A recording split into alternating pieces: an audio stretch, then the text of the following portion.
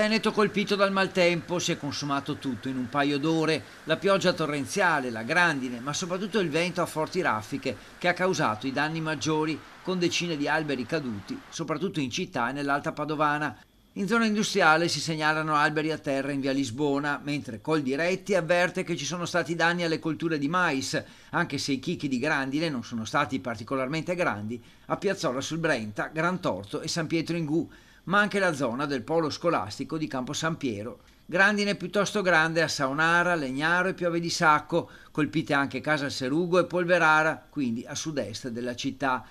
In centro via Sorio e via dei Colli all'altezza dell'antico forno, il cui titolare ci ha inviato queste immagini, tra le strade che si sono allagate più velocemente, insieme a Montà. Decine quindi le chiamate al centralino dei vigili del fuoco, che hanno così iniziato i sopralluoghi e gli interventi di emergenza, soprattutto per scantinati allagati e alberi caduti.